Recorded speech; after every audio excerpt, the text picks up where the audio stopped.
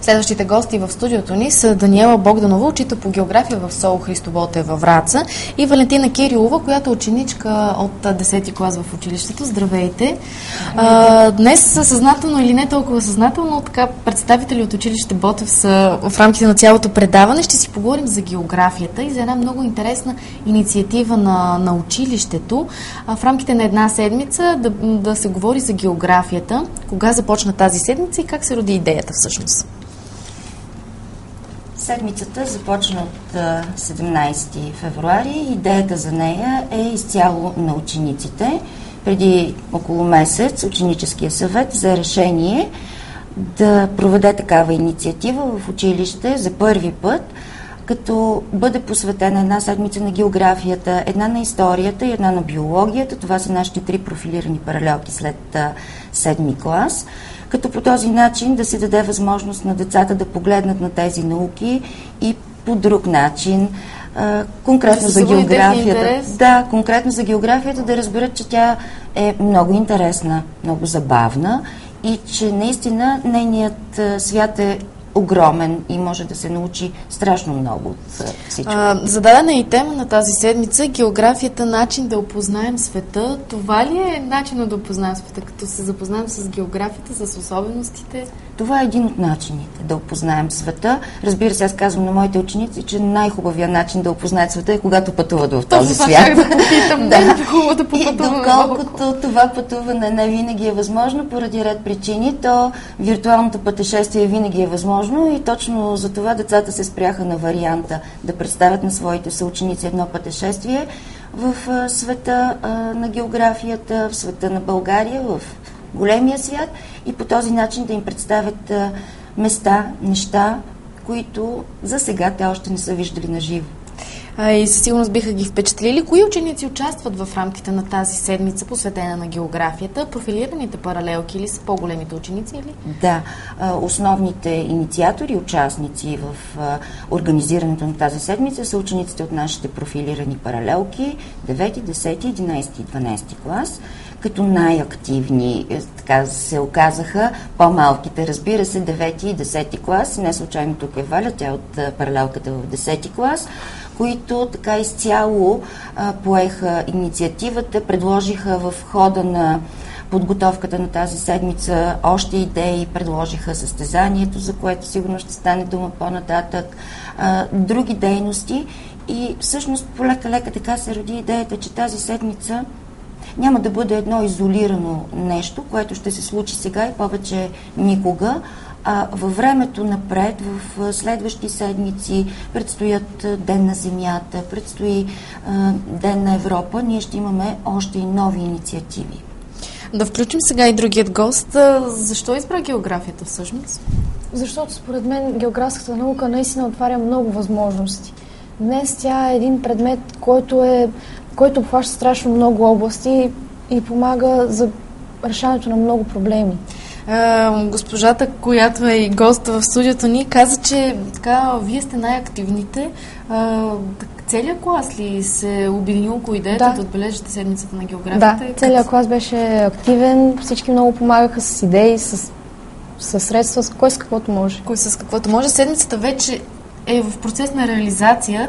Да кажем на зрителите как бе открита тази седмица. 17 февруари бе първият ден от седмицата. Кой ще ми разкаже? Хайде, разкажи ми как започна всичко. И сутринта обявихме по радиоуредбата в училище, че започва седмицата на географията и веднага на същия ден започнахме с презентациите, с активното представяне на географските паралелки. Раздадохме логота на географските паралелки на всичките профилирани паралелки с профил география. И какво имаше на тези брошури, тези лога? Ето всъщност това, което има е логото на географските паралелки. Аз съм си драскала по листа, обаче ще го покажа. Тук в черно-бяло е. Ето това ви е логото, което раздавате. Да. Нека да спомена само, че това лого беше подарено всъщност преди една година. Завършващите 12 клас ученици изработиха и го подариха, оставиха го в училище за всички следващи географии. Защо перо? Имате ли представа? Да, гея е земята, а графос е пиша, описвам и всъщност тук е вмъкнато именно името на географията по този начин. Добре, сега да кажем и на същия ден, 17, когато е стартирала седмицата на географията, има една презентация на учениците от 9 клас. Къде е била тази презентация? Какво представлявала тази презентация? Знаете, в училище ние имаме телевизори на всеки етаж и тези презентации текат непрекъснато в рамките на целия мониторите. ден? Да, в рамките на целия ден. Не само по времето, когато в училище са профилираните паралелки, но и в смяната на малките ученици, тъй като ние всъщност искаме основно и на тях да покажем. Големите вече са убедени колко хубава наука е географията, но искаме да покажем и на малките, на които предстои да избират своя профил тази година или следваща, колко интересна и забавна е географията. И решихме, че логичното начало на всичко това са великите географски открития, затова и представянето на 9-ти В клас беше свързано с тях. Те са представили всички открития под формата на слайд-шоу, снимки? Да, трудно е да бъдат всичките, защото много хора от времето на Колумб са правили своите открития, своите постижения.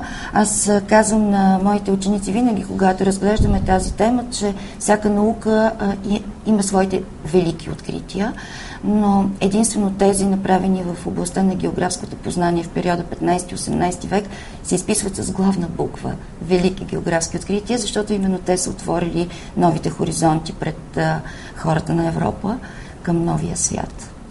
Така, след това седмицата с какво е продължила на вчерашният 18 февруари? Така, тук си ти, тъй като вчера беше вашата презентация. Да, вие сте изготвили. Така? Да, вчера беше нашата презентация. В нея представихме природните красоти на света в едната част и след това и човешката ръка какво е направила. Представихме някои забележителности в по-големите градове. Как избрахте тези природни красоти? Аз предполагам, че не са 10 и 20 и на то за целия свят. Не успяхме да обхванем и всички природни красоти, защото всеки знае, че навсякъде всеки човек открива нещо, което на него най-много му харесва, но се стремихме да покажем колкото се може повече. Какво включихте? Те в кое място най-ти хареса? Имаш ли си някакъв фаворит, където мечташ да отидеш? Мечтая си да в Източна Азия. Защо там? Защото там културата много екзотично. Културата е различна, хората с различни разбирания. Просто искам да се запозная с нови хоризонти. Целият клас ли участва в изготвянето на презентацията? А кои са тези красоти, които са резултат от човешка дейност?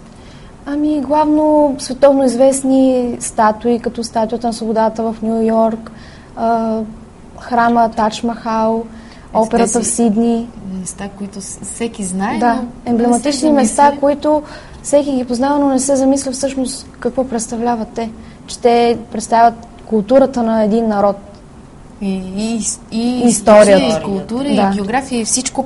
А смятате ли, че тази форма на по-достъпна информация по отношение на географията може да заангажира, да привлече внимание на по-малките, да изберат географията, да се поинтересуват, да полюбопитстват? Да, точно на това се надяваме. И с това е свързано и състезанието ни в края. При анонса още в понеделник е казано, че това състезание не е просто състезание, то ще бъде на база презентациите, които са текли през седмицата. Тоест очакваме по този начин децата да обърнат по-голямо внимание на това, което им се представя, защото въпросите, които сме включили после в един много интересен тест, сме изготвили, ще бъдат на база именно на това, което те са видели. Снимков материал. Провокира се внимание. Да, това всъщност е една иновация в областта на тестовото оценяване и проверка на знанията по география, поне не знам и за другите предмети, предполагам, че там също има такива неща, но в тази посока като че ли се върви, тъй като през миналата седмица пък бяхме на едно състезание в Сливен, което за втора година се провежда и наши ученици се представиха на него. За нас беше добра школа. Част от теста беше точно такъв, с снимков материал, и по този начин все повече се случват и нещата на националните и международни олимпиади по география. Тоест малко по-различно, малко по-разчупен вариант, по-инновативен за това да покажем знанията си, да бъдем по-адаптивни, наблюдателни, креативни, да. Какви са другите презентации, които ще течат в рамките на тази седмица? На днешния 19-ти, предполагаме, посветен на историята, заради датата, която отбелязваме. Да. Ще има ли нещо в седмицата по география на да, този днес ден? денят е посветен, разбира се, на Апостола в по-голямата си част. Освен това, обаче, ще се опитаме да не губим връзката. Самите седмокласници, на които предстои да направят своя избор през тази година за профилирани паралелки, също бяха включени в тази инициатива, като те пък представят също по един нов начин да опознаят държави от света. Те изучават страните в Азия през тази учебна година и също са направили своите презентации за избрани, разбира се, държави, така че и това предстои те пък да покажат не само на себе си, но и на големите каки и батковци. Ще има на 20 февруари, ако не бъркам датата, и разходка в България с 11 В клас. В ли е? Да, така, да, 11... нашите географски паралелки са с буквичката В. Така, 11 В клас ще се разходи в България. Къде ще ни заведе? Можем ли да анонсираме така мъничко на какво са се спрели, или всичко има елемент на изненада, когато те подготвят презентациите? Елементът на изненадата е при нас, когато техният продукт е вече за някакво одобрение, дойде при нас учителите. Това, което ми хареса в тяхната презентация, е, че те са обърнали много внимание на природни забележителности от Врачанския край. Разбира се, Скакля, Божия мост, пещерата Леденика, неща, които сигурно всеки врачанин познава, виждал е, но може би не си е задавал въпроса, какво е, как се е образувало, защо е. И тук пак казвам, доколкото на тях именно им предстои така по-нататък реализация в състезания, това, което ми направи впечатление на мен, е, че твърде много вече внимание се обръща точно на това, не на сухата и теоретична част на науката, а тази разчупеност, обръща се внимание на природата, на природните забележителности. Ние ги виждаме, но някакси като че ли... Не обръщаме внимание. Да, те са даденост, тях природата ги е направила. Но как?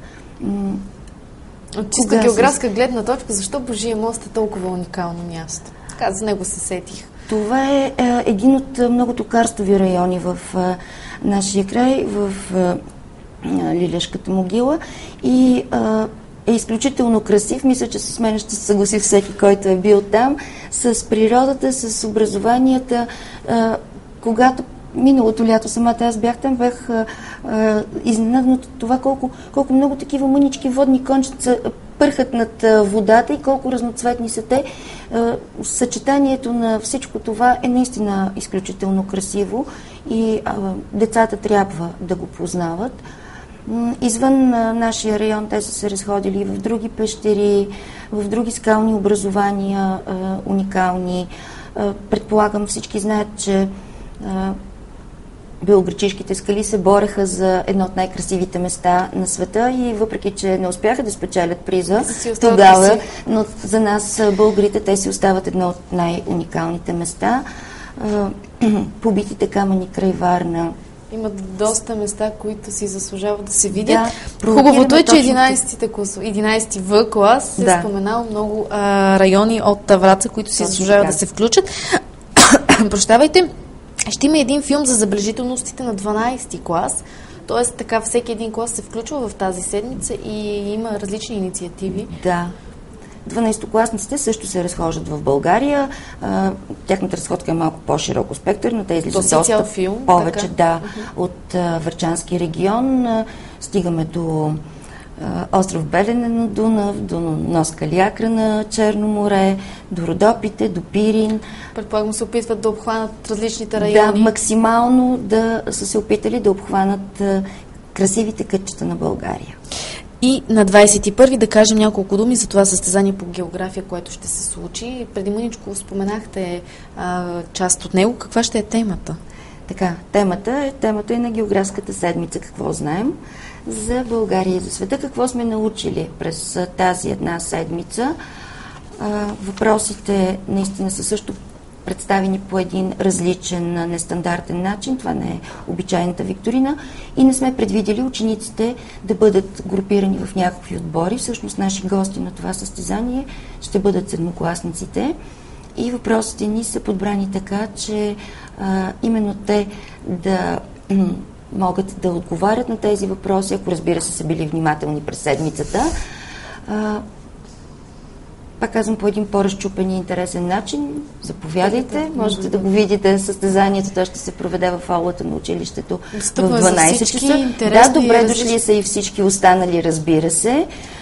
Ще има втора част тази викторина, която ще бъде малко по-сложна. Тя ще бъде вече ориентирана към големите ученици. Ще има и елемент на игра с едни карти, на които те трябва да обозначат съответни обекти, географски или културни забележителности, природни. Мисля, че ще бъде интересно. Само географските паралелки да могат да правят, да имат някаква обща култура. Мисля, че ще бъде много интересно за всички. Предвидели сме и малки награди, разбира се, които да поощрят участието на всички. Как възприемат учениците тази седмица?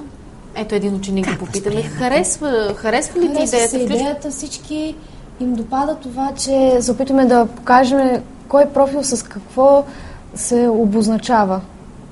Характерно. Би ли се годил в теплописство, примерно седмицата по биология? Да. Би ли следяла? Да. Бих следяла с интернет, защото всеки профил в училище Ботев си има своите качества и своите предимства. Говорите ли си в класа, в твоя клас за географията? Всички ли участват? Всички ли са въодушевени? Да, всички много им харесва това, че поемаме инициатива и искаме да докажем с какво сме забележителни. С какво географските паралелки са по-уникални от останалите? Да. Една обща култура, която трябва да имат всички ни. Да. За финал на нашия разговор, госпожата да даде една оценка на тези седмици, които се случват в училището и конкретно тази седмица на географията. Идеята е прекрасна. Аз се зарадвах, когато разбрах какво са решили децата и тъй като седмицата все още тече, още е рано за цялостна и пълна оценка, но вярвам, че истинската оценка ще дадат децата, ще даде и реализираният прием в училище през лятото. Много ви благодаря за този разговор. Ние ще продължим да следим тази седмица по география, която тече в момента. Имате си и кабинет по география, пропуснахме да кажем. Ще има нов, който ще се обнови, който ще бъде открит в рамките на Ботевите дни. Да. Утре очаквайте в рамките на предаването един разширен репортаж на колежката Силвия Симеонова за този нов кабинет по география. Благодаря ви още веднъж за гостуването.